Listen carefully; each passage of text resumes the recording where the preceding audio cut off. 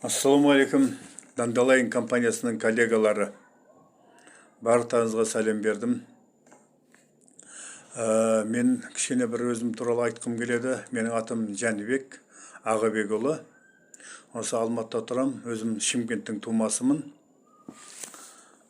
77 жылы Алматыға көшіп келгем, содан бері осы Алматыдамын ғой. Ал енді осы дәріні мен алардың кезде қатты ауырып жатқан болатым. Мына аяққа отырып тұрудың өзі маған өте қиын болды. Тізем қақсап ауырып, аяғым қақсап ауырып, отырып тұру өте қиын болды. Грижам болды.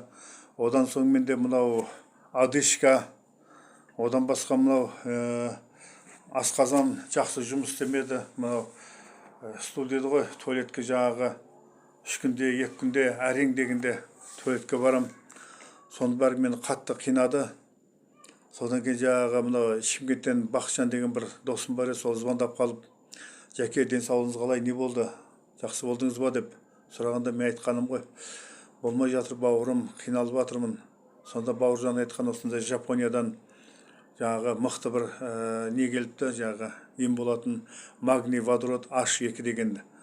Ол дәрі емес, вода емес, бұған еще Нобелевский премия берілген дәрі деді. Осы дәріні ішіңіз, адамдар аяқтарына тұрып кетіп жатыр, коляскада отырғандар тұрып кетіп жатыр, көздері ашылып жатыр, шашы ағарғандардікі қарайып жатыр деді. Құлақ естіп жатыр, құлақтар ашылып жатыр деді.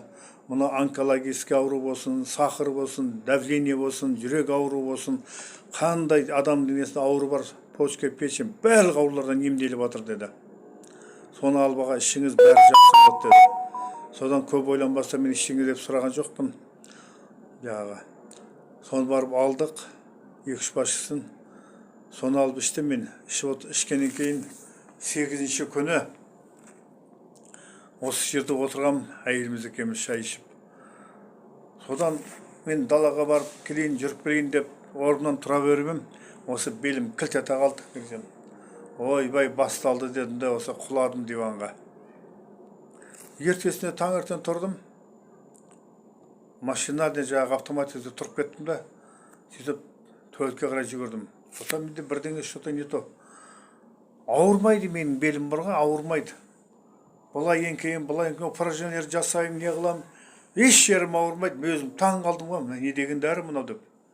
Одышкам кетті міне. Одышка жоқ менде. Ырсылдап отырдым.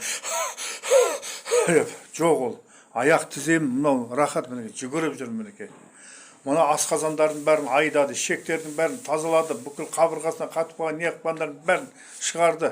Бір аптаның ішінде мен әйтеуір жүгіріп жүрдім осы, үйден шыға алмай. Содан кейін менде бәрі жақсы болғаннан кейін мына қаншама қақырық шықты мерден. Көзімнен нелер шықты. Сондай мен кереметтерді сездім, әйелімнің көзі мынандай мына керемет дәрі ғой деп. Әйелім де скоро шемдеп жатыр, Құда қаласа.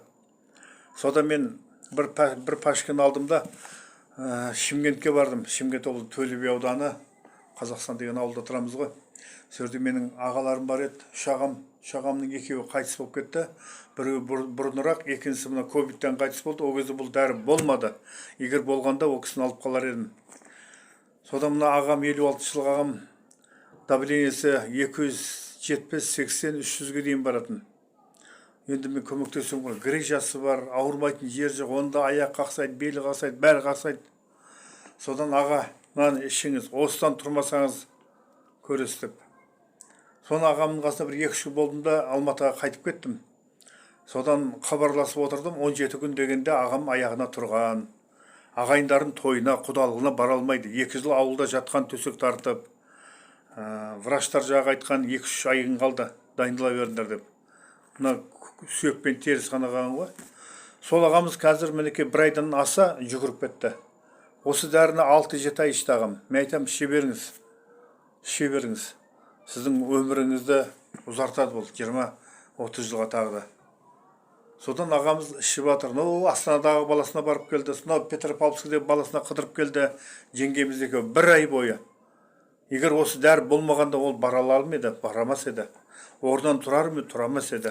Мінекен дәрінің Нобелевский сыйлықтың, Нобелевский не берген, премия берген. Мына дәрі өте күшті, адамның организміне керек. Ешқандай зияны жоқ. пайдасы болмаса. Сондықтан сендерге айтатыным, осы дәріні ішіңдер. Мен өте қуаныштымын, бірақ мен кеш түсіндім, осы компанияда үлкен ақшаға жетуге болатын.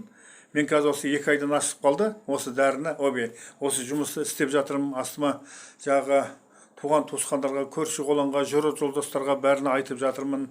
Енді 50-ден асқан екен, адамның бәрінде ауырады ғой. Біреулер айтады, біреулер айтпайды, жасырады деген сияқты. Солардың бәрін айтып жатырмын, ақырындап адамдар келіп жатыр, жазылып жатыр. Мен қазір әйтеуір кішкене болса да аздап тиын-тебен келдім. Құда қаласа, анау машинаны да үйде де аламыз бәрімізді. Соған сіздерді шақырам, келіңіздер, әрі берде денсаулыққа пайда, әрі қаражатта. Пенсиямызды көріп мен өзім зейнеткермін, пенсиямен ол ұзаққа бара алмайсың. Жұмысқа ол кейбіреулер жарайды, кейбіреулерге жарамайды пенсия шыққан соң. Сондықтан осында келіңіздер, бір жағынан денсаулықты жақсартасыздар, екіншіден жағы қаражат табасыздар, үйлі жайлы шетелге шығамыз, бірге жүреміз, бірге жұмыс істейміз.